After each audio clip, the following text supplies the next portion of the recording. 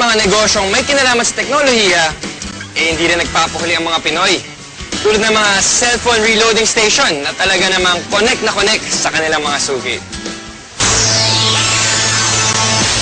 Sa panahon ngayon, isa na nga sa pangunahing pangangailangan natin ang cellphone. Kaya dapat lagi itong may load. At dito nakasilip ng pagkakataon ang iba nating mga kababayan para kumita. Ang V-Mobile, nakaisip ng paraan kung paanong sa pamamagitan lang ng isang telepono at isang SIM card, maaari nang makapagbenta ng load ng kahit anong network. Ang kaibahan nitong V-Mobile, gamit mo yung cellphone mo, makapagbebenta ka ng lahat ng klase ng prepaid, cards at saka electronic, para magkaroon ka ng negosyo. Taong 2008, nagsimula ng V-Mobile ang negosyong ito. Ang sistemang gamit nila, all-in-one load service, kaya one-stop shop ang kanilang serbisyo. Kailangan mo rito, at least meron kang cellphone, meron kang maliit na puhunan, hindi mo kailangan ng malaki, although pwede rin maging malaki ang puhunan mo. Yan ay depende sa kung plano mo sa negosyo. Kung gumagamit ka ng internet, napakasimple lang gagawin mo. Punta ka sa aming www.loadextreme.ph. Tapos pag nakita mo na itong website nito, diba, yung online loading, kiklik mo, lalabas dyan yung aming dialog box. I-enter mo yung account mo, papasok mo.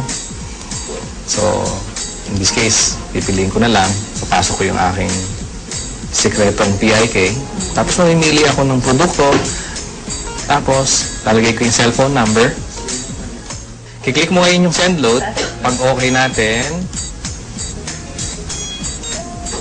yun na. Pero paano ka nga ba kikita sa negosyong ito? Halimbawa, may magpapaload sa iyo ng 100 pesos. Ang babawas sa load wallet mo ay 90 pesos lang. Ibig sabihin, may 10 piso kang kita sa bawat 100 na i-reload mo sa iyong customer.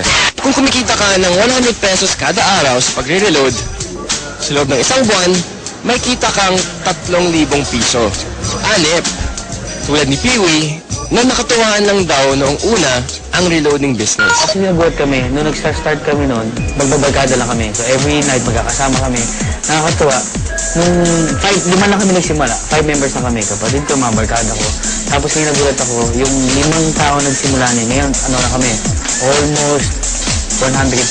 So actually, nag-drag pa siya na 100,000 members. Ayun, sa simpleng pagpindot-pindot lang daw niya ng cellphone, kumikita raw si Peewee ng mula 1,000 hanggang 5,000 piso kada linggo.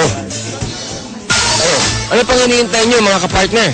Oras na para ang hilig niyo sa paggamit ng cellphone, pakinabangan niyo rin at maging isang maliit na negosyo.